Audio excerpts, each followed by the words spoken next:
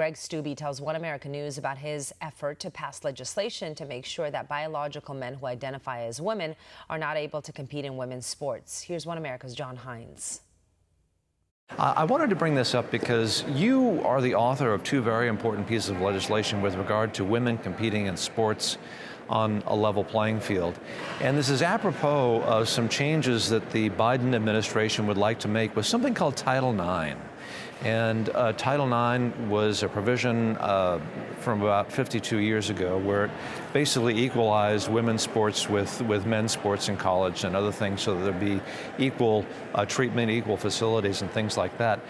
What is going on with Title IX with the administration?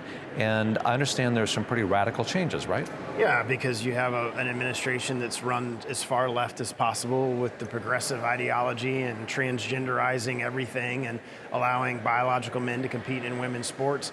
Title IX was created by Congress over 50 years ago in the 70s to create an avenue for women to compete in their own playing fields. It was to protect women's sports. It was to support women's sports. And we've had it for 50 years, and suddenly over the last year or two since Biden has been in office, there's been this push to do away with women's sports and allow biological men to compete with them, which would completely upend what Congress created in Title IX. And what the Biden administration is doing is they're doing it through rulemaking because they know they can't pass it in Congress. So Congress has ability over the Olympic board to be able to push policy there. So we filed this second bill that would not allow any men to compete in women's boxing or Olympic sports. That bill passed in the Judiciary Committee 100% on party lines.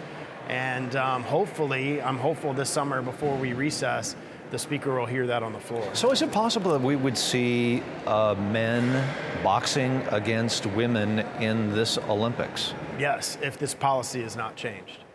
And you have legislation which has gone through the committee. It's passed the committee. It hasn't quite passed the House yet, but then of course it would have to pass the Senate. Otherwise, we will see men and women boxing in this year's Olympics. In women's boxing. Women's That's what's so crazy. It's not men competing against men. It's biological men as a trans woman competing against this gets us another question. Is this dangerous for women? Yeah, there's been example after example, volleyball, boxing, MMA, you name it, where biological men are competing with women and women are actually getting injured. I saw a video a couple weeks ago of a trans woman, a biological man competing in women's basketball, and he grabbed the ball from a girl and hurt her. Like she sprained her back, and if you watch the video, you see immediately she goes to the ground. And it's example after example. It's not just the unfairness, it's the safety issue. And now boxing is going to allow a man to box a woman in women's boxing. I think it's absolutely ridiculous. The majority of the American people are with us on this.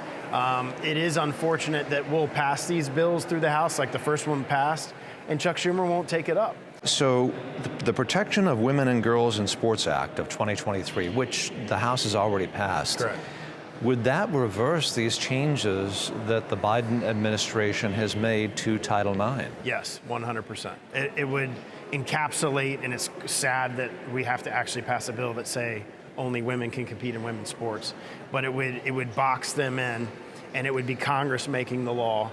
But the issue is I'm sure if it got to Biden's desk, he would veto it. But what they're doing through the rulemaking process is completely unconstitutional. But they know that it'll take time for people to file lawsuits. Several states have, Florida is one of them, to file lawsuits against these different rules that have been put out, and to get it to the U.S. Supreme Court, well, they'll say, yeah, what you did is unconstitutional. And like we saw with the student loans, they'll just do another rule.